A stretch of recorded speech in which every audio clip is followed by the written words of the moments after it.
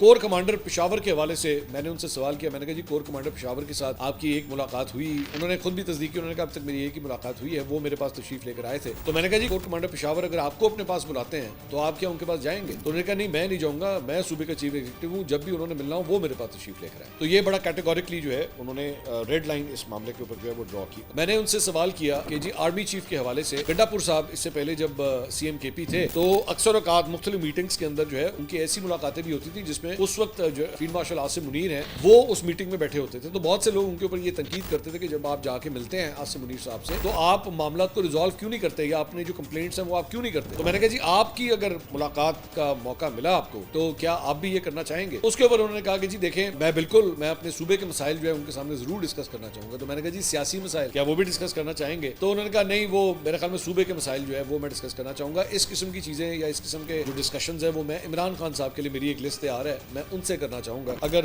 اس کا کوئی موقع ملتا ہے. تو تیرا کے حوالے سے خاص طور پہ بڑی ڈیٹیل ڈسکشن, بلکہ میرا جو کوشچن آنسر آپ نے دیکھا بھی ان سے ہوا, جس جگہ پہ مجھے لگا کہ ایکچولی ان کے پاس ایک سیٹسفیکٹری جواب نہیں تھا. میں کم از کم میں مطمئن نہیں ہوا, آپ اگر ہو گئے ہوں تو اور بات ہے, لیکن مجھے لگا کہ میں مطمئن نہیں ہو سکا. میں نے ان سے پوچھا, میں نے کہا جی کہ آپ کے جو اعتراض آتا ہے وہ یہ ہے کہ جناب ایک تو منشیات کا کام ہوتا ہے, اسمگلنگ کا کام ہوتا ہے, اسلحہ اسمگل کیا جاتا ہے, نان کسٹم پیڈ گاڑیوں کا کام جو ہے وہ کیا جاتا ہے. اس کے اوپر انہوں نے جواب دیا جی کہ قائد اعظم محمد علی جناح نے 100 سال کا ایک جو ہے وہ کانٹریکٹ کیا تھا قبائلی علاقوں کے ساتھ کہ جناب یہ ٹیکس فری زونز ہوں گے اور یہاں پہ جو ہے وہ کوئی کسٹم وغیرہ کا کام نہیں ہوگا. 1947 کے اندر یہ بات ہوئی تھی, تو 2047 تک کا ہمارے پاس ٹائم ہے, ہم اس کے اوپر جو ہے وہ کچھ نہیں کر سکتے. اس کے اوپر میں نے بھی ایک دو جرنلسٹ نے اور بھی کہا کہ جناب اب تو قبائلی علاقے جو ہیں خیبر پختونخوا کا حصہ بن چکے ہیں, تو وہی لاز اینڈ ریگولیشنز جو ہیں وہ ان جگہوں کے اوپر بھی اپلائی ہونے چاہیے. تو اس کا انہوں نے کہا کہ نہیں, جب تک وہ آپ فاٹا کے عوام کو جو ہے ان کا حق نہیں دیں گے یا آپ ان کو کمائی کا کوئی اور ذریعہ نہیں دیں گے تو تب تک یہ اس فارمولے کو جو ہے وہ آپ ایک دم جو ہے وہ چینج نہیں کر سکتے. لیکن میرے خیال میں this was a weak answer.